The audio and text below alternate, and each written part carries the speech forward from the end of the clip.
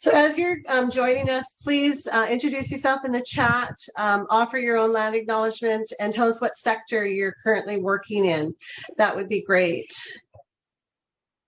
Okay, and I'm going to pass it over to Carrie to introduce our first presenter.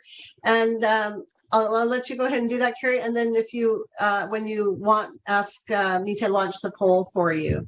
And then we'll get the presentation started. So over to you, Carrie. Great. Thank you, Belinda. I'm really excited to be here today to be a part of this presentation. I've had the privilege of meeting Jan back in fall in 2019 at one of our P2 mixers, and it so happens I met Kara there as well. But Jan, I had the honor of being mentored by her through the Indigenous Community of Practice of Learning with IAP2. So I also know her as well through that initiative. But Jen is an experienced community engagement professional with over 25 years of experience. She's a graduate of the Bachelor of Social Work program from the University of Calgary. And Jen has tremendous amount of experience in not-for-profit, public, and private sectors. And she's also been a member of IAP2 for the last 10 years. She's also a member of the Indigenous Community of Practice and a learning partner for the Indigenous Awareness Learning Program. Jan has successfully navigated Indigenous consultation, community engagement, and the development and implementation of strategic engagement plans. So a wealth of experience, and I'm really excited for Jan's presentation. So perhaps now I can just ask Jan to take it away from here, and we're going to start with a poll. We are. So I'm just going to launch. Sorry, beat you to it. It's up there. You beat me to it. You did it already.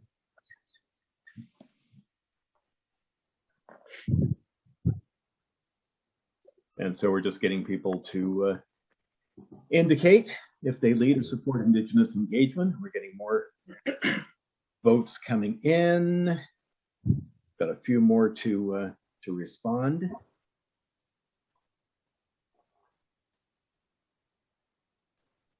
Okay, just about got everybody in now. So I'll just read these off because it's hard to know who can see what here. But we have 60% who say they occasionally lead or support Indigenous engagement.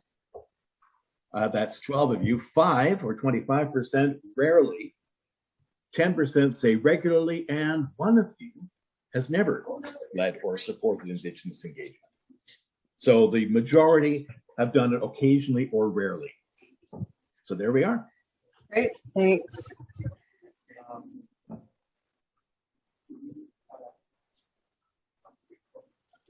Okay.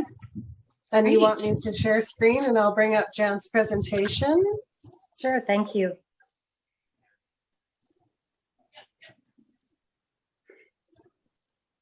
Everyone see that okay?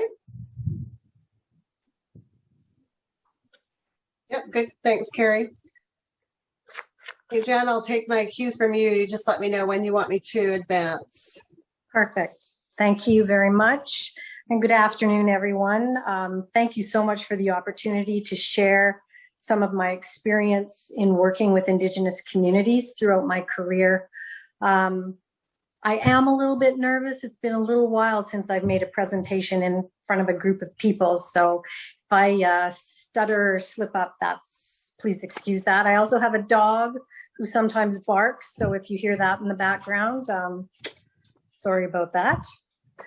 Anyways, I would like to acknowledge that I live, play, and work on the unceded territory of the Syilx people in the Okanagan. I am a mother, a grandmother, a wife, a sister, a friend, and a colleague. As Carrie already said, I'm a graduate of the BSW program from the University of Calgary. And my career I've often described as a tapestry because it's taken me down multiple pathways in my life. And I really like to acknowledge the personal and professional growth that I have received from each of those pathways. Some of them never seemed like they were connected to the other until sometimes many years afterwards, when you look back and you go, oh, yeah, I really learned a lot from that experience. And so I've worked in the retail sector, in the fitness sector, in the not-for-profit as a counselor and an executive director of a women's shelter. In the public sector, in the government of Alberta, working in human resources and employment, which is what social services would be. And also I worked for the regulator in Alberta as well, so the energy regulator. And I have worked for private industry as well, primarily oil and gas. Next slide. My families were settlers from Eastern Europe who arrived in Canada in the late 1800s as part of the federal government's plan to habituate the country. They landed in southwestern Saskatchewan, where they built a huge ranch and farm. This is a picture of my late great uncle, my dad's brother or cousin, and his wife, Sharon, who were the last tenants of that property.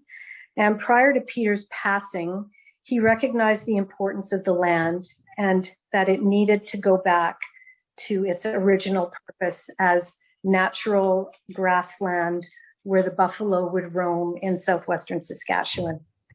He did this by donating that land back to the Nature Conservancy of Canada, and much to the chagrin of many of the other farmers and ranchers in the area who wanted to scoop it up for ranching and farming. The hill that you see in behind my relatives there is called Old Man on His Back, and it is a traditional site of the Indigenous people in that who lived in that area originally back in the day. All right, next slide.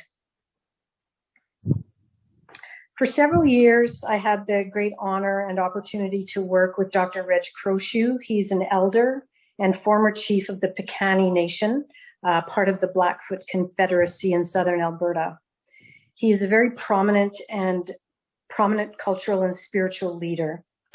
He's worked with many organizations and companies, I believe across the country, to help them better understand decision-making processes from his perspective. Next slide, please. Ethical space is created when an Indigenous and non-Indigenous community see and embrace each other's perspectives or worldviews and choose to work together where those spaces intersect. Links are created, and he was very specific about that word links. They're created to support understanding by drawing back the curtain and looking through the window. And this allows both sides to see each other and to find the door that will open, that we can then share ethical space where we can tell a new shared story that links our two worldviews. So the picture you see in front of you is a grand entry in Jasper, where the nations who used Jasper as traditional territory came as a traditional West Coast totem pole was being raised in that community. Very controversial, of course. That totem pole has been there since Jasper was created, and a new one was built and brought to the community, and all of the communities that use Jasper National Park were then invited to come and share in the lifting of that totem pole. And these are government and municipal representatives as well as community representatives that you see entering the area where that totem pole would then be raised. So when we talk about worldviews, in a traditional sense, we've often heard traditional knowledge. We hear about oral traditions, talking circles, and in this instance, a grand entry. On the Western side, we talk about documentation and keeping files and proof of knowledge, science, and the boardroom. So how does this all translate into practical engagement? I want you to know I'm not an expert. I don't hold a degree in Indigenous engagement or awareness, but I do have many, many years of practical experience to share.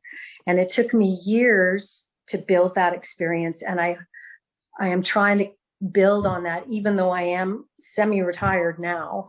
I keep trying to build on my experience and knowledge every day in this area. Next slide, please. So the first story in honor of oral traditions I would like to tell is about the Bighorn people who also lived in the Rocky Mountains. I knew this community for a very long time, and it's important to understand that the relationship you build with communities takes time. You just can't call them up one day and say, hey, how do you like me so far? And expect to have a respectful and trusting relationship that will allow you to build projects or programs in an area. So it takes time and months and sometimes years to build that trust and respect in order to move forward on your agenda or your project, whatever it is that you need to talk to the community about. So this particular project that I want to share with you today was a 3D seismic project that the company I worked for at the time was wanting to do. Very important. The very first thing I can say is you need to listen. You cannot be in a hurry to push your project or your agenda on a community. It takes time to get to know the community and what's important to them. And conversations around family and relatives, community activities, community concerns, hunting and fishing and various activities. And of course, most likely they will always bring up issues that they have with the government. And that is for the government to speak to and not. I never felt it was my responsibility to answer their questions, just to listen to their concerns and to hear what their struggles and issues were in dealing with the government. When it came time to review the project, we had to provide meaningful information. And so that often included multiple maps and subject matter experts that were available to answer questions. So maps were provided many weeks in advance of any meeting that was going to take place. And the elders reviewed those maps with their consultation managers and were able to really put down what their concerns and their issues might be regarding a project of any kind in the area. When we were going to do the project was also important. So the timing, was it going to impact their hunting and fishing, trapping, harvesting of medicines or herbs and plants? Were there ceremonies that were planned during that time that might be in that area or within the community? Who was going to be involved? The community was often very concerned what companies were going to be on their traditional territory, and for them to have a relationship with those companies as well as the one that I worked for. Were there going to be economic engagement opportunities provided to their community so it would benefit them as well? And what was going to take place on the land. So being able to explain to them what kind of machinery was going to be moving, were they going to be cutting trees, what kind of activities were going to be happening, and what was going to happen at the end of the day. Was there reclamation and remediation practices that were in place that would return the land back to its original purpose? So at that time, a number of community members were hired by the crew to work on this project for us. We also arranged to have a cultural awareness session done where members of the crew and members from the city who were overseeing this project were invited to come out and participate in the cultural awareness session. So the elders from the community came out. Translation services were provided because some of the elders did not speak English. And the elders spoke to us about the importance of buffalo skulls and buffalo bones, of herbs and medicines that might be found in the area. They also spoke to us of sacred sites that were already in the area and the possibility of some that had never been discovered. What also was really important is they empowered their young people, their young men and women who were working on this project, to pay attention to the land and to not let things go unnoticed, and that they were to speak up and not be afraid if they saw something that was concerning to them. And lastly, they provided a blessing on the project. So the elders prayed over the project, that it be safe and that it come to a successful completion. The next slide, please.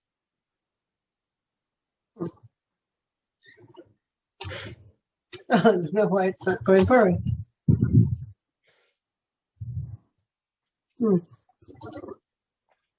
I'm not sure why it's not going forward. Oh, well. Oh, there it goes. Okay, sorry. There we go. So during the second week of the project, I received a phone call from the supervisor, the foreman of the project. And, you know, he was a little incredulous when he talked to me. He's like, Jan, you know, we've discovered a bunch of root balls out on the land, and the young men and women seem to think there's something other than a root ball. And so you can see this mound in the forest surrounded by trees.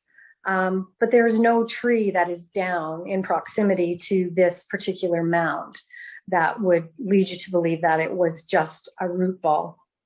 So we asked them to flag off the area where these mounds were found, and we talked to the elders and we flew them out into the area. This is one of the elders from that community who was walking the land with us at the time.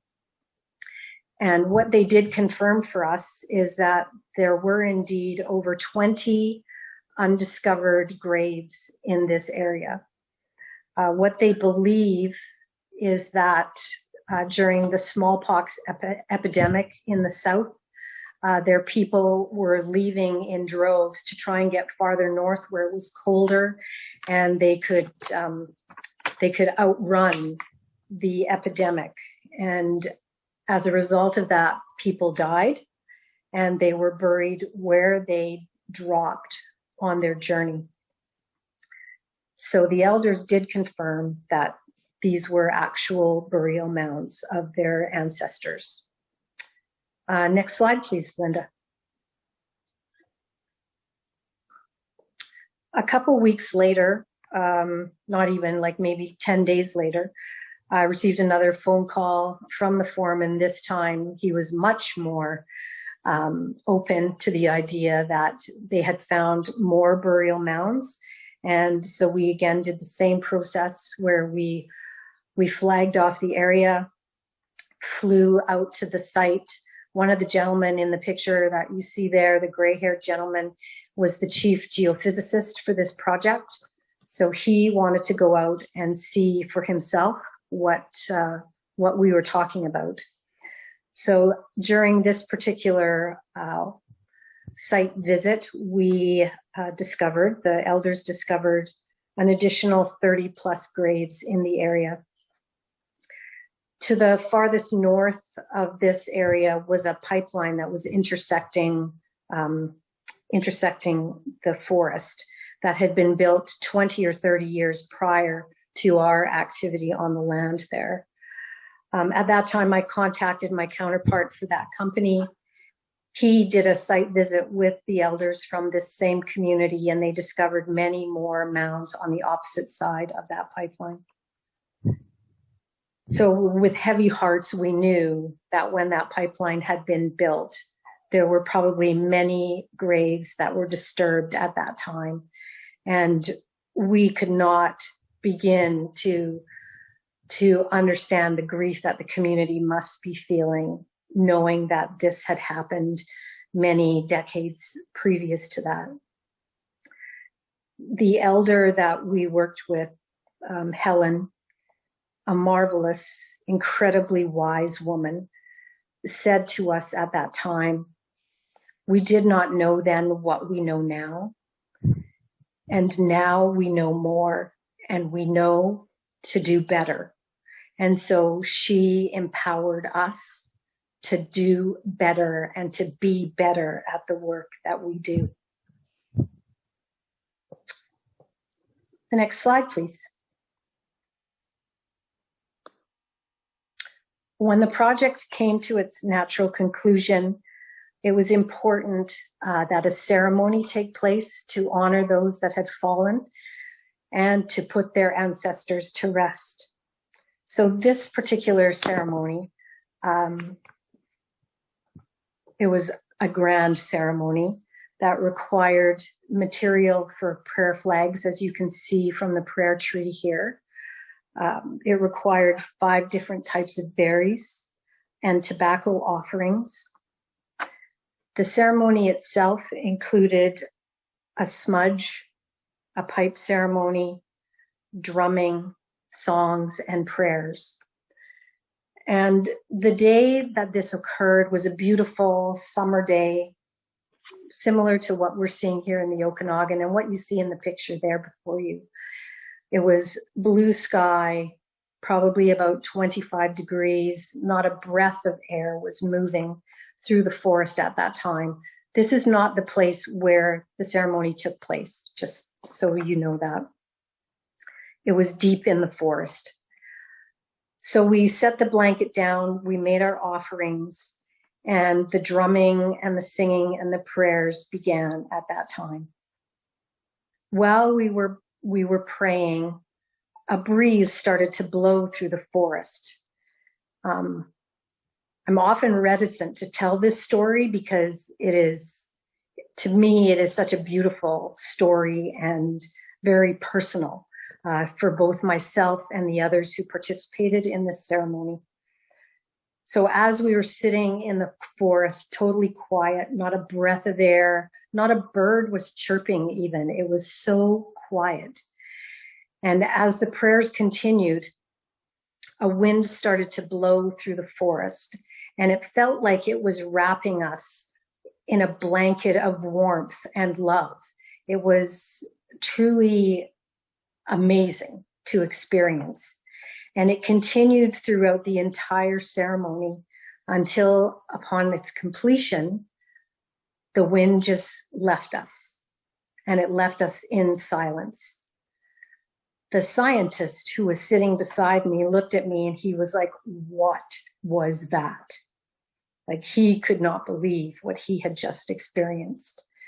And we could not believe what we experienced. And the elder, Helen, she said, "Our ancestors are at peace. They are now at rest, and they are grateful that we were here today to give them that opportunity to say goodbye and to be at rest."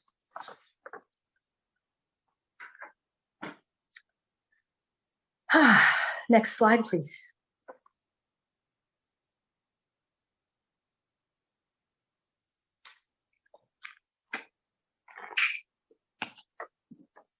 Another community that I had the opportunity to work with for probably 25 years was the Assiniboine-Winnewac Nation.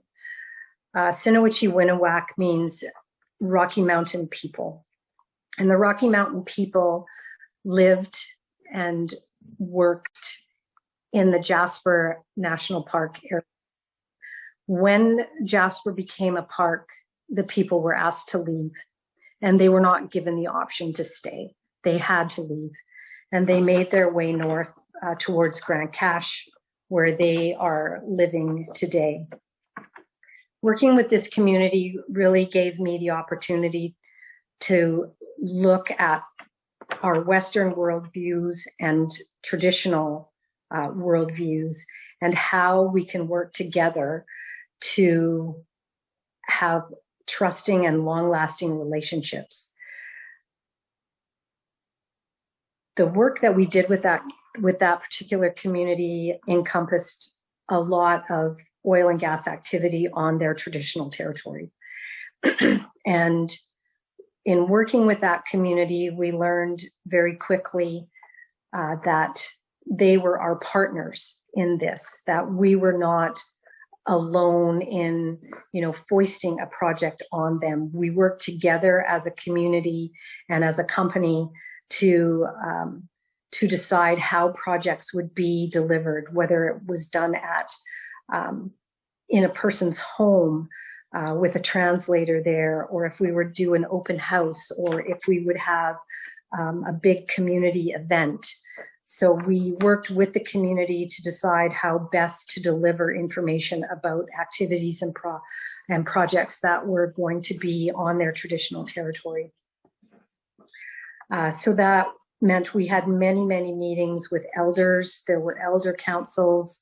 We provided maps to be reviewed by the elder councils, and they would look at those maps and they would overlay their own traditional knowledge on those maps. And then we would come together to talk about our project and what would need to be done to mitigate any issues or concerns that might arise as a result of the location of our particular project. This provided me with the opportunity to walk the land for many, many, many days and hours with community elders and representatives to talk about what was important on the land, how the grass grew, how the river ran, how the herbs grow in certain places and not in others, and how harvesting works. And this all took time. And at times it was very difficult for the company that I worked for, or the organization that I worked for, to want to give it that time. There's often timelines that they want to push through and get things done in a quick manner, in a Western world manner. And that just doesn't work when you're working with Indigenous communities. You have to take the time to work together and work with the community as a whole. Next slide, please. One of the opportunities that was created in this community was cultural awareness camps that they ran every summer. They probably ran 5 or 6 different camps. And it brought company representatives or organizational representatives out to the community for 3-day, 2-night campouts in teepees and walled tents. And the first day was spent discussing the history of the community. And it also, the community leaders gave permission to those in attendance to ask questions, and that they would provide answers that under a normal circumstance, they may not provide answers to. So they gave us the freedom to be able to ask things that may have been on our mind that we may have been afraid to ask at any other time. Questions like, why do some of your workers take so much time off? Why do we have to do site visits in the wintertime? Why do women have to cover up in a sweat lodge? I can provide you answers to those questions later if you'd like, but I'll keep moving on for now. They provided us with traditional foods, and they talked to us about how they harvested those foods and used every aspect of the animal or the plant that we had the privilege to be eating at that particular time. Next slide, please. We were able to participate in a lot of traditional activities. So they laughed at us in our inability to make drums and to, do beadwork and make moccasins. And in this picture, they let us participate in the working of hides and walked us through how hides were used and brought from this stage all the way to the phase of being able to be used for a drum or a moccasin or other traditional uses. We would often walk many hikes with the community to discover traditional sites and medicines and graves and culturally modified trees. We would find old cabins and old burial sites And we would hear many, many stories, happy stories, and sometimes many sad stories of their history in this area. And we were able to participate, next slide, please, in round dances and sweat lodges, which really gave us the opportunity to better understand the community and the importance of community. At the end of the day, the company representatives had a better understanding of the communities and how important engagement is in building trust and respect. And in order for projects or programs to be successful, they needed to be accepted by the community as a whole. Next slide, please. So this is just a picture of where we would sleep when we were at those traditional culture camps. And it was such an honor and a privilege to be there and to be accepted by that community in such a way that they were open to having colleagues from the city, people who had never been out or experienced any kind of traditional experience before. And they were so open and honest and willing to share with us their history and their experiences that it really did offer not only myself, but representatives from our company a view into their side of their worldview and helped us work more closely and successfully with them as a result of that. Thank you very much. Any questions? We'll try and figure that out, how we'll answer those. Thanks, Jen. And I'm just wondering if we'll go into Kara's part, and I'd like to now introduce Kara, and then we'll do a Q&A after. So if you're okay with that, and you're welcome to chat your questions, put your questions into the chat so that they're there and we can look at them. But I'm going to now introduce Kara Lenoir. And Kara is a descendant of the Dene Nation in Northwest Territories and a proud member of the Liddy-Q First Nation. And I hope I said that all right. A remote northern community located by the mighty Mackenzie River. She's an independent Indigenous relations strategist, and she works with clients across Canada to foster relationships between Indigenous peoples, governments, and industry. Her passion is bringing people together to build reconciliation pathways and contributing to the enhanced cultural competency, knowledge, and capacity of all those in partnership. Kara earned a Bachelor of Commerce in Entrepreneurial Management from Royal Roads University, as well as Management Studies Diploma from Grant MacEwan University. And in her volunteer hours, she serves as the co-chair of the Indigenous Engagement Community of Practice with the International Association of Public Participation Canada. And she's also a learning partner with the Indigenous Awareness Learning Program. And those are two areas that she's going to share with us. And I'm just going to stop screen sharing here so we can have a look at Kara there. So welcome, Kara, and over to you. Great, thank you. And Jan, what a beautiful presentation. It definitely touched my soul. Appreciate your experience and taking the time to share it with us. So before I begin, I just wanted to share a bit about the background. So this background was created by Dean Heron, who I currently work with on a project team. And the image is of a raven. And the project team had made a commitment to have this background as part of their, to keep the conversation going about the findings at Tk'emlúps. But certainly just a little bit about the raven. It means the raven brought the light where there was darkness. It is time to step out into the light and heal. So I just wanted to share that with you. So thanks, Belinda, for introducing me. I currently reside here on the unceded traditional territory of the Squamish Nation, otherwise known as North Vancouver.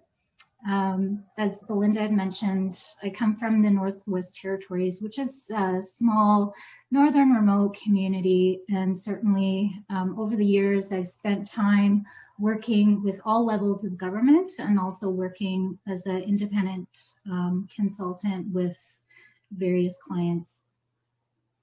So about the learning program, just a little bit about the Indigenous Awareness Learning Program. It was co-created with an elder and is exclusive to IAP2 members. It's a semi-instructed cohort-based learning program, which really helps build awareness and understanding about the history and experience of Indigenous peoples in Canada, and also supports Indigenous inclusion in P2 engagement practices. Participants are matched with volunteers, volunteer learning partners over a 6-month period, and we have meetings every couple of months. And assignments are based on the traditional medicine world teachings. So, I'm just going to share a little bit about my experience as a learning partner in the past year. Certainly it has been a rewarding experience because I've got to witness participants become more comfortable with developing relationship with First Nations people and also Métis groups. The most rewarding is they become more comfortable, they gain a lot of confidence with their ability in starting dialogue with Indigenous groups. So in the meetings with participants, I often share stories from times that I had spent with elders, whether they're elders from back home or from Alberta or from BC. And oftentimes, if you have any experience sitting with an elder, you can ask a question and the elder would respond with a story. And certainly the answer to your question will be within the story itself. So it's up to you to really take the time to listen and to learn for that lesson.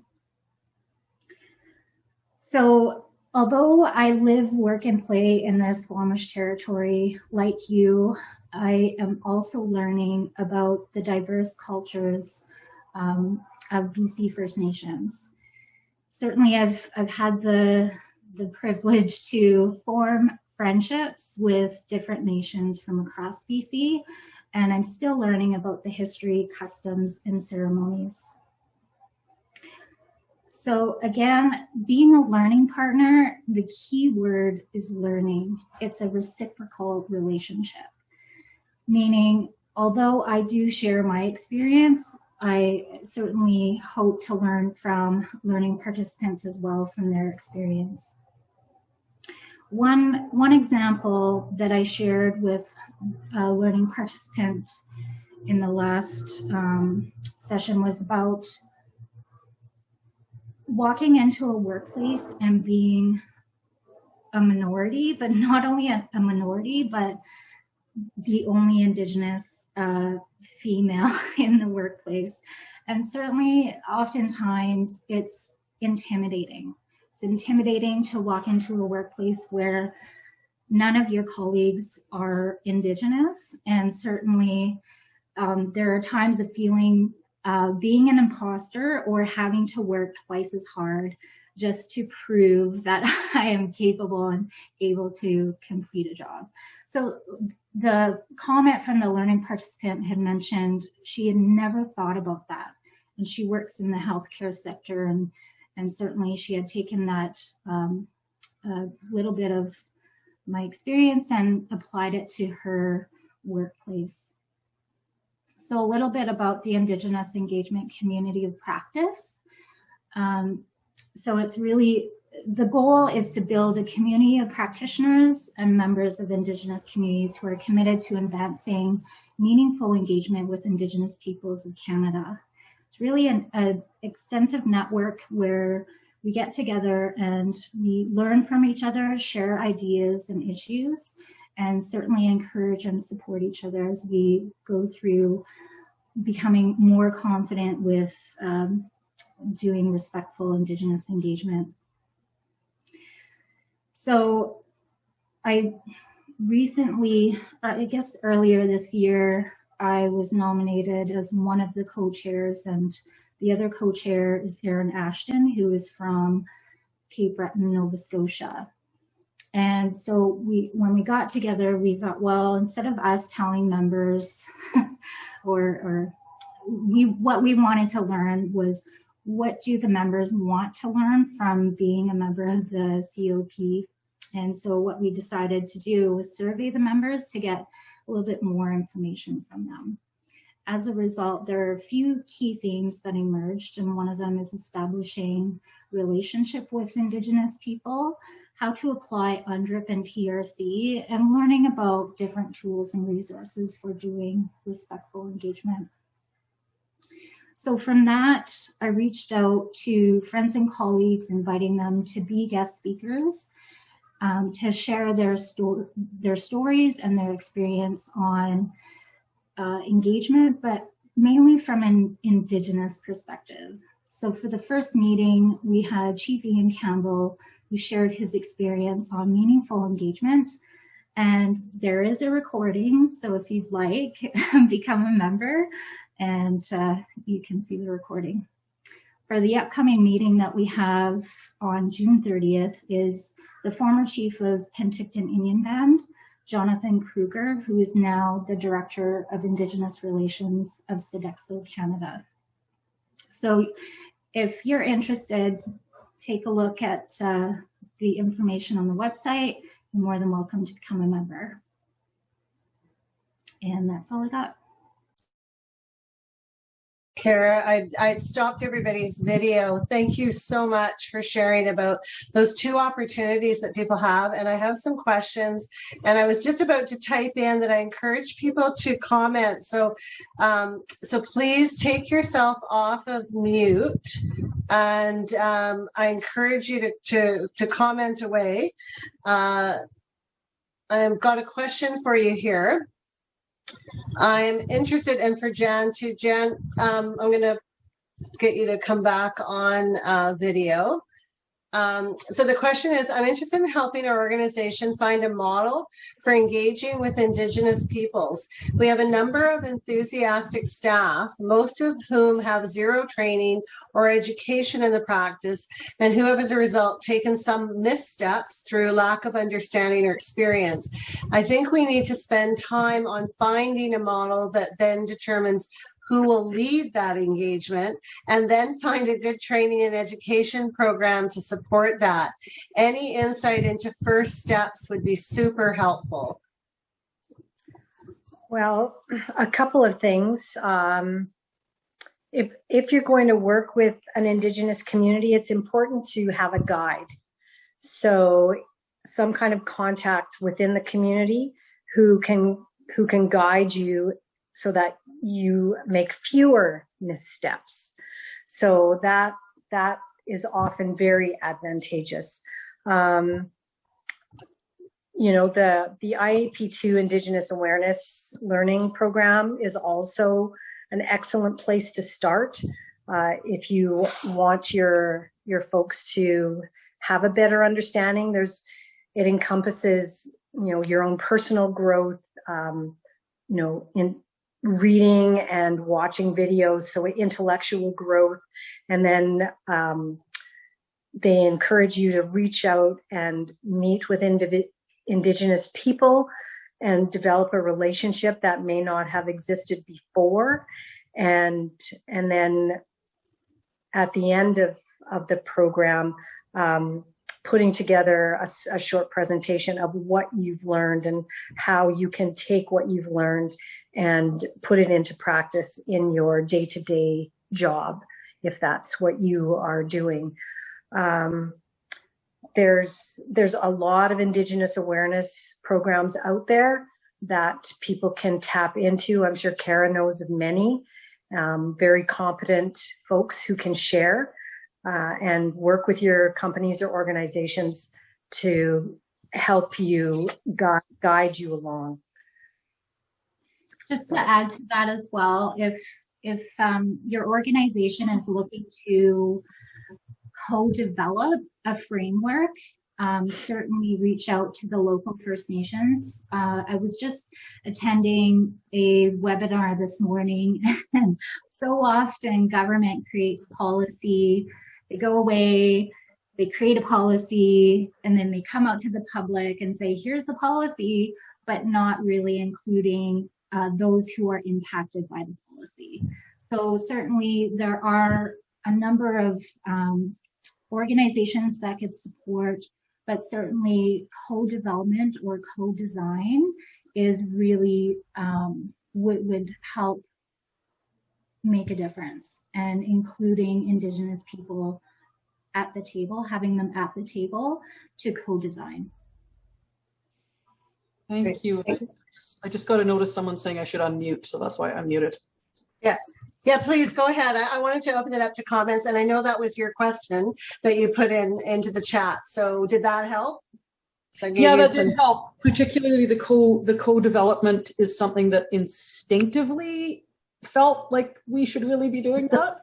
So that confirms that kind of gut feeling that that's probably something we need to do. And then I'm of course I'm involved in IEP too, so the Indigenous Awareness Program, definitely I'll follow up on that. So those are both really helpful. Thank you.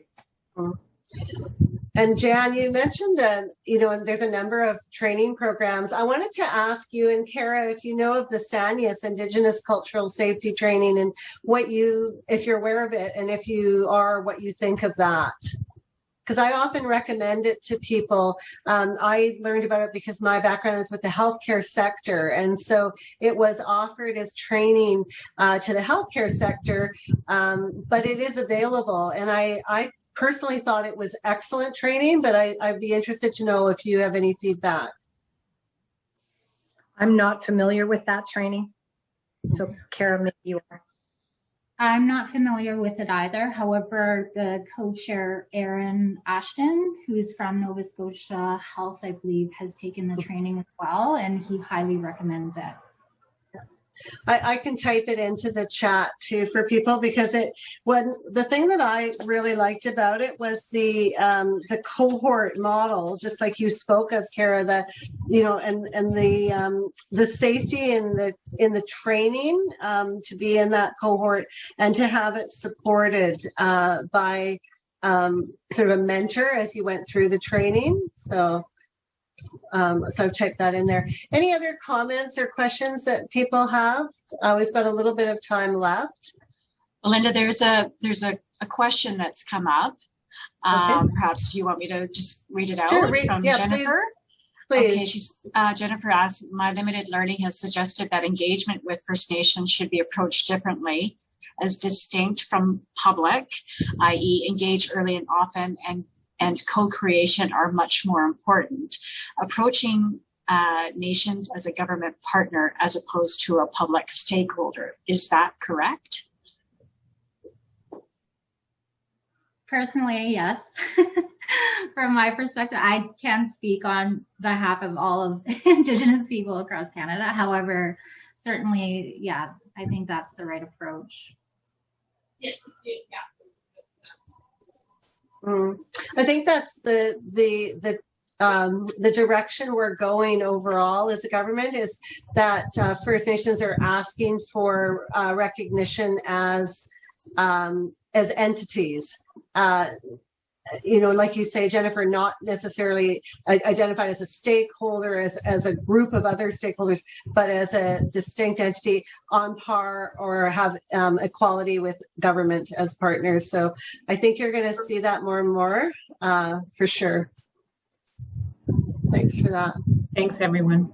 Really keen on learning more. I don't hear it often these days, but certainly a little bit of history. There's the Royal Commission on Aboriginal People, which came out, I believe, in '92. And certainly it was the foundational piece for some of the the work that's been done over the past 20 years. And I just There's typed, also- oh, sorry.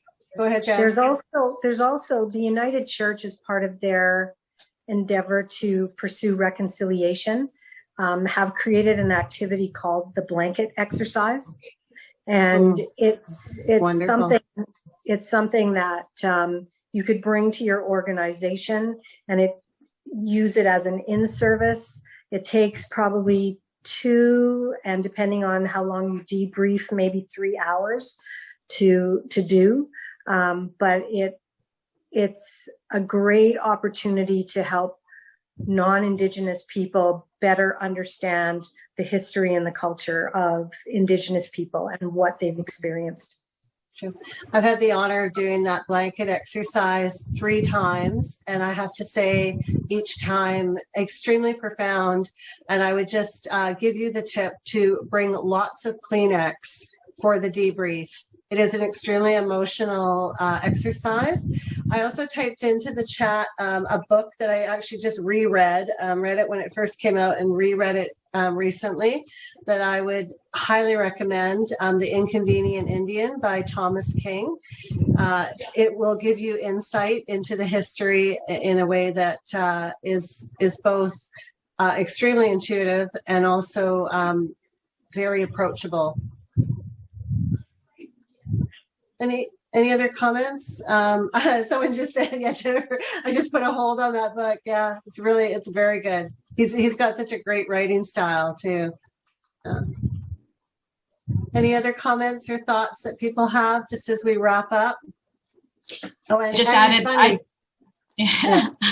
I just added another one to Chelsea Rowell, Indigenous Rights. Right. I mean, I go back to that one all the time, and it's the writing is really good, and I have learned so much just reading just even the first few chapters of that book. But I highly recommend it.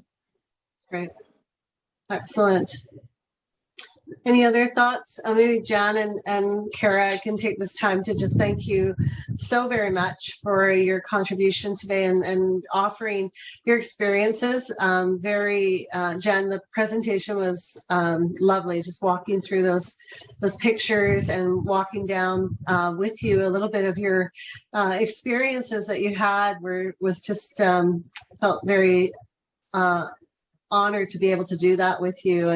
And Kara, thank you so much for sharing about what you've been doing to advance, learning and training. And I really liked how you talked about the shared learning that takes place and how we do need to allow ourselves to understand. And both you and Jan said about, really how listening is so important in the learning process. So thank you both.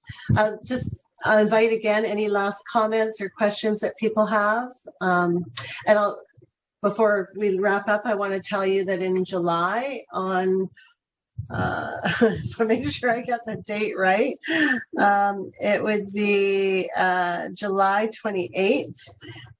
It is our next members event, and we have a member within BC and Yukon chapter who has a background in videography and then took that background and brought it into his engagement work. So Jack Brooks is going to join us to talk about how he uses videography and storytelling to really enhance the engagement that he does. So please join us, and we'll send out again just a reminder to members and let you know about that with the details to register.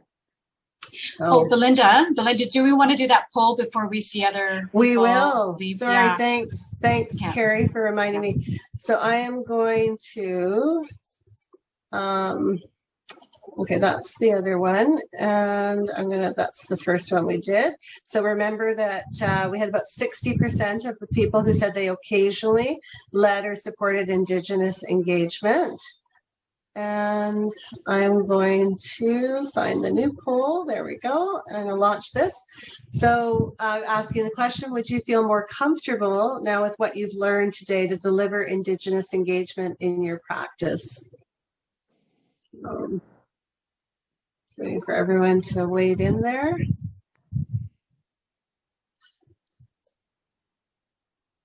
I think we've got just about everyone there. Okay, I'm going to wrap that. And so, yes, 56%, let me share this. So 56% saying yes, they feel more comfortable or confident to deliver Indigenous engagement. And no, and then I'm not sure. So more opportunities for us to learn and train. Oh, I just want to say thank you very much. I should put my video on so at least I can see everyone, and thank you thank you so much for your time today. Thanks to everyone who joined us.